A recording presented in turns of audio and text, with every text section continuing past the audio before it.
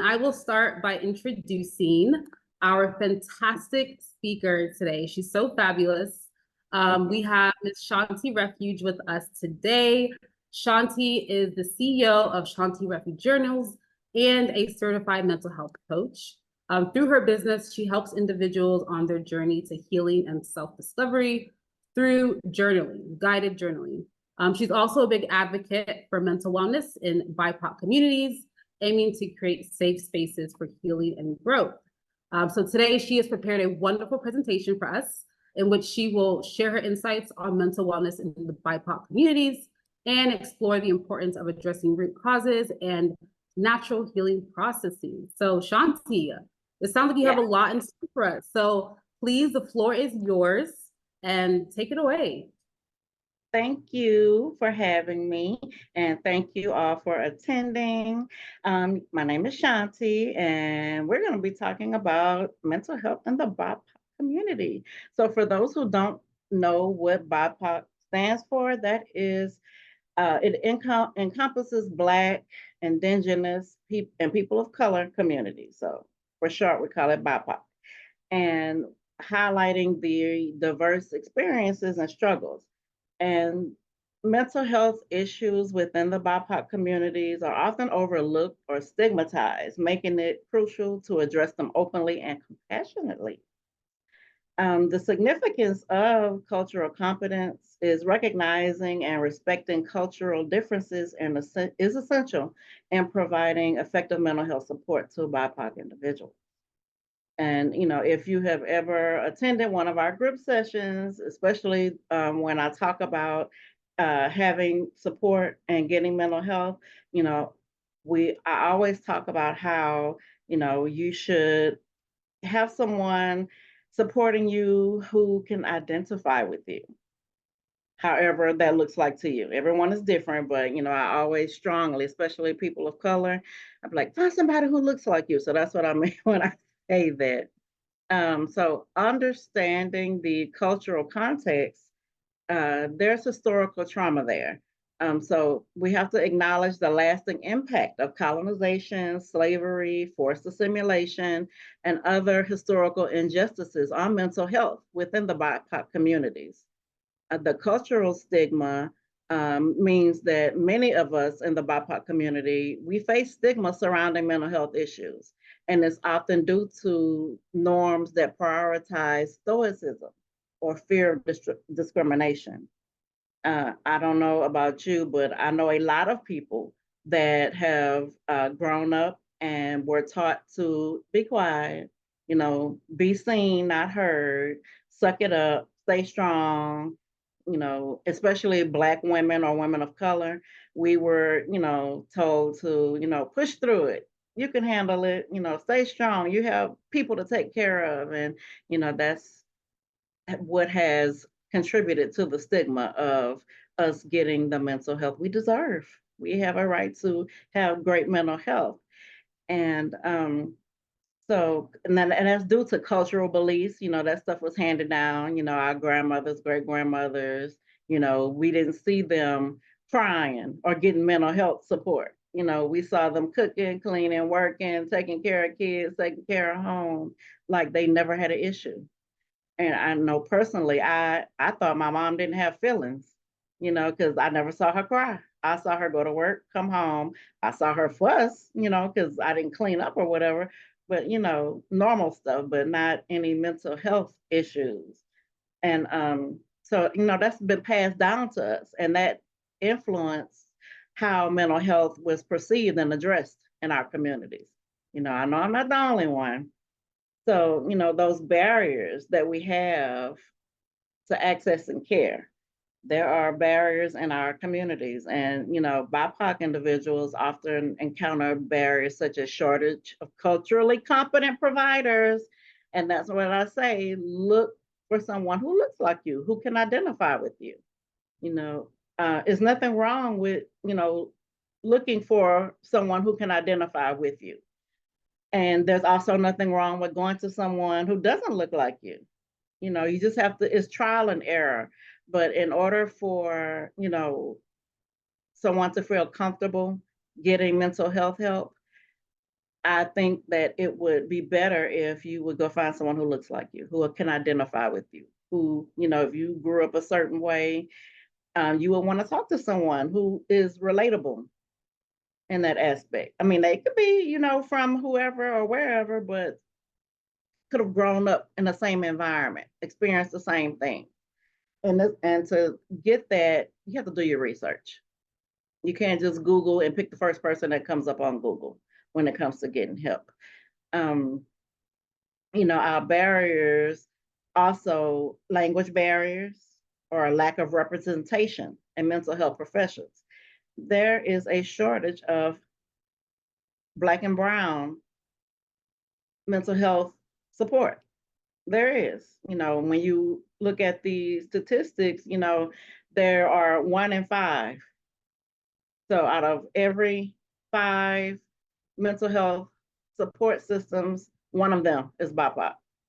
And that's a low number. So we do need, we need people, we need therapists, we need psychiatrists, we need coaches, counselors, peer support. We need to see us in those arenas.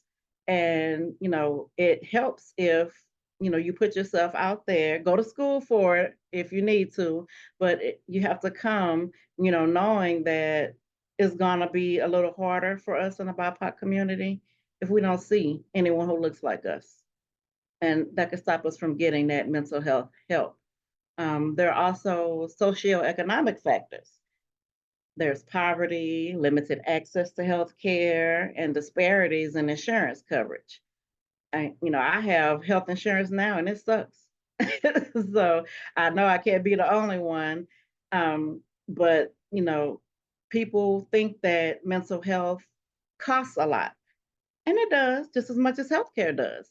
But if you don't feel good, you're going to go to the doctor, right? Or you're going to try out natural remedies.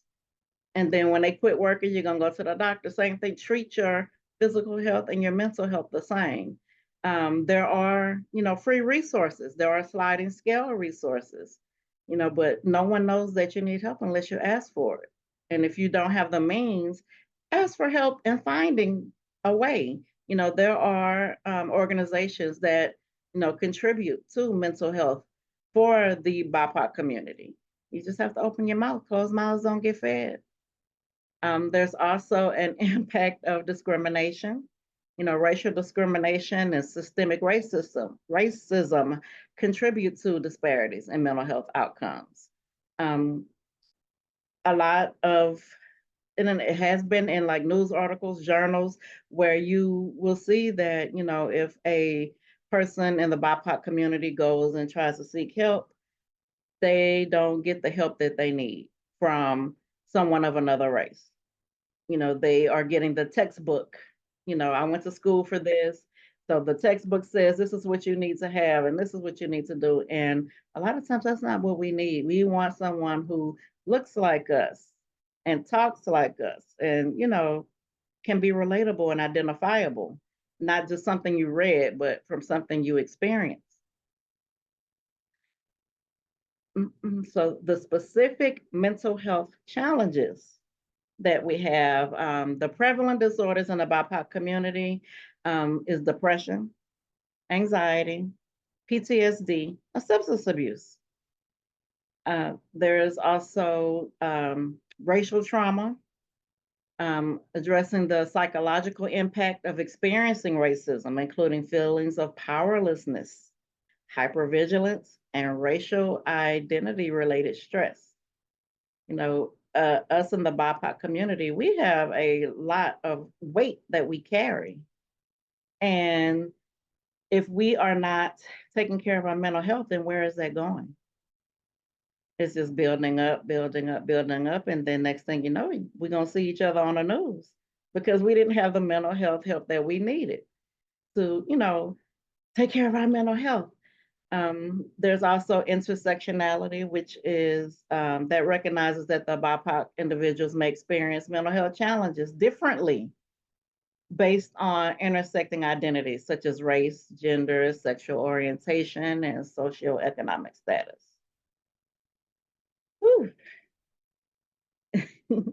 So cultural resilience and coping mechanisms. So cultural coping strategies, highlighting culturally specific coping mechanisms such as spirituality.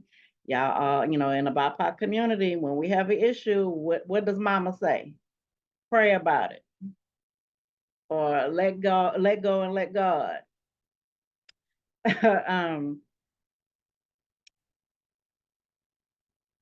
I lost my place. Sorry, y'all.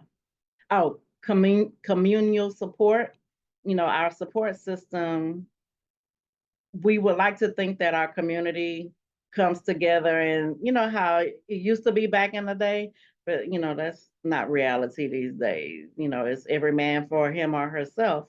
But we do need a community to help each other, get through things, overcome things. You can't do it by yourself. And part of being, in this community, in the ShareWell community, is to come together and, bounce experiences off of each other, and healthy coping mechanisms. Tell your story, share your story, tell how you overcame things. And, that's a big part of having that mental health access. Storytelling, like I said, tell your story. Don't be ashamed to tell your story. And in the BIPOC community, a lot of us have been taught to, what goes on in the house stays in the house. Don't tell anybody your business. Nobody can help you if they haven't, been through it. And talk to God, talk to your mama, and stuff like that. But there's people out there who are experienced, who are trained, who can help you get through things that you may be surprised who's gone through something. But you never know unless you open up. That's why it's important to share your story, and not in a trauma bonding way, but in a way where you can help someone by telling your story. Because a lot of times when we're going through things, we feel like we're alone. And I promise you, you're not the only one who's going through whatever it is that you're going through, but you never know unless you open your mouth and say, hey, yes, me personally, I had severe anxiety and depression. Do I look like I did? No. I mean, but if you'd have met me years ago, yeah, she looked like she had. That's why I post my old pictures by then and now, because you have to tell your story, to not for yourself, but to help someone else who might be going through the same thing. Um, and cultural practices that promote resilience and healing. Practices, cultural practices could be, grounding. A lot of people don't know about grounding. I didn't know about grounding until I started my healing process. So, you have to learn new things and be open and willing to receive, because those things that your ancestors did, or your grandmother, great grandmother, all of them, they might have done it differently. And if you're in this room, you're probably the generational curse breaker. So you're going to have to start your own traditions, and you're going to have to be the voice, the one to start those cultural traditions, to say, hey, this is what you do, instead of what you were. We have to unlearn that bad stuff and start learning new things, to teach ourselves and to teach the ones after us, so they don't be here. They could be on the other side, saying, hey, yes, I overcame this, I did this, I did that. It's us. We're the black sheep. Community support. The role of community-based organizations, cultural centers and grassroots initiatives in providing culturally affirming mental health support. Again, the internet is where it's at. So you have no excuse for not finding your community. The only excuse that you have is you don't want to. And that's fine. But for those who do want to be surrounded by community and be in that, where you can help someone and they can help you, and we grow and we learn and we go grab somebody else and, help them overcome, that's what it's about. And that's what community is about. So you have to do your research. You get online for everything else, get online, find your community, find your people. Your people are not just going to come to you. and addressing mental health disparities, um, increase funding and resources. You have to advocate for increased investment in mental health services tailored to the needs of BIPOC communities. That means talk to your senators, talk to your legislators, vote. If you are not registered to vote, go register to vote and then vote. You have to use your voice. You have to advocate for yourself. Especially with funding, government is quick to say we don't have the money for that. Yes, I do. And you have to make them prove, show that, mental health is worth investing in. Because it is. We all have mental health. Whether we're black, white, brown, yellow, purple, orange, green, we all have mental health. Every last one of us. Some of us, our mental health is good, some is not so good. But, there's money out there. And unless you use your voice to tell your government, your local government, federal government, hey, we need mental health resources, they're not going to provide it. So you have to scream it from the rooftops and mountaintops that, this is important and this is needed. Workforce diversity. You have to stress the importance of diversifying the mental health workforce to better reflect the communities it serves and provide culturally responsive care. Meaning, if you go to, I'm in Houston, so if you go to 3rd Ward or 5th Ward and you don't look like me, nobody's trying to talk to you. It's a level of trust. And I know, wherever you are, there is an area of town where it's all people who look like you. And if someone who comes to your community don't look like you, you're not going to trust them. You're going to think they're trying to harm you in some kind of way or try to set you up. So it's a level of trust there. And, it takes us to help us. Period. Again, go to your senators, go to your legislators. Hey, we need this, we need that. You have to call for policies that address social determinants of mental health, such as equitable access to education, housing, employment, and healthcare. And all of those things are important, and they are very important when it comes to mental health. Whose mental health is good that doesn't have that access to education, who doesn't have the proper housing or employment or healthcare. And my last thing, building supportive communities.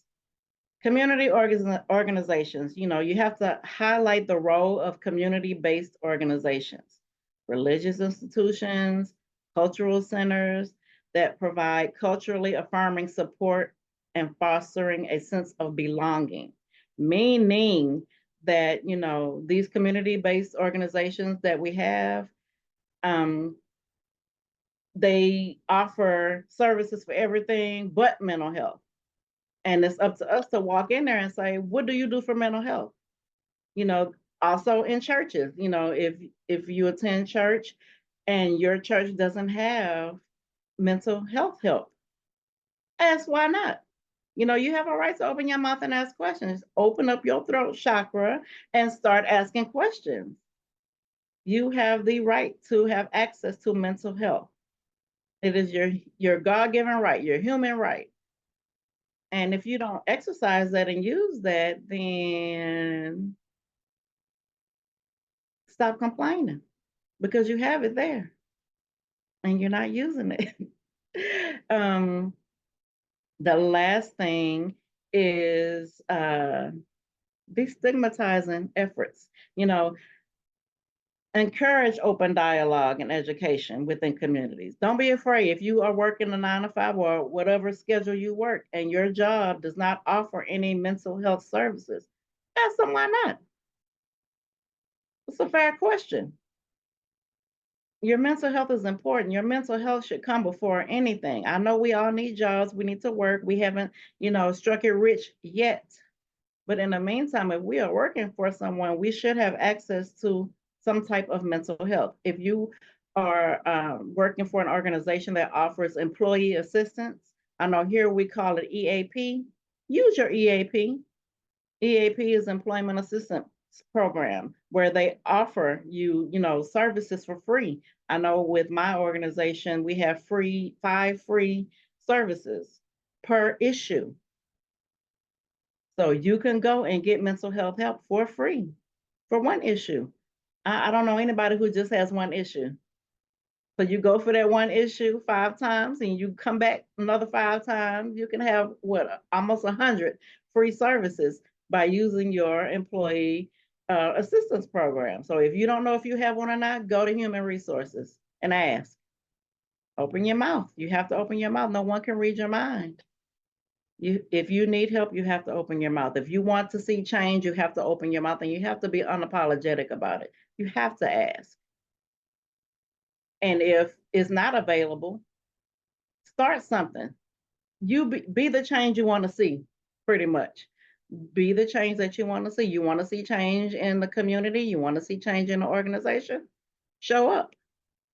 Even if you're showing up talking to yourself, eventually you're going to be talking to an audience. Call to action, make people take action. Well, not make them, you can't make anybody do anything, but convince people to take action. Take action. Just like I said, put up, open your mouth, or be quiet. Nobody likes to suffer. Nobody wants to suffer. But if you don't open your mouth, you're going to suffer. And don't be afraid of, consequences, negative consequences, because there's laws for that. You're protected.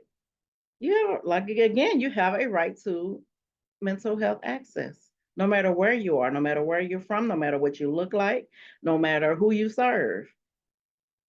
You have the right to mental health. And there's always hope. We are resilient people. We are strong people. And we have the potential to have positive change. We just need to come together and not fight against each other when it comes to taking care of ourselves. We have to form a community, whether it be local, international, worldwide, on Mars. We have to come together. We do. We have to come together. It takes more than just one voice to say, hey, we need mental health services here, here, here, here, and here. Nobody's going to know unless you open your mouth. Open your mouth. And that's all I got. We just need to work together, everybody, within and without the BIPOC community. Inside, outside, all around, we have to work together. Yes, I see this coming. FMLA can be used. Yes, absolutely. A lot of people are scared to, use their services that they are given. They're scared they're going to lose their job. You are protected, period. You're protected. Use it. This was such an amazing session. Go ahead and show some love for Shawnti in the chat. If you really enjoyed this session, drop some hearts, drop some claps, anything to show her love. Thank you so much, Shawnti. This was such an enlightening and much needed session. Very much needed. And we thank you so much for your time. And please, please, please do continue to check out Shawnti. She is a host on ShareWell, so make sure you check out her sessions. Thank you. Goodbye.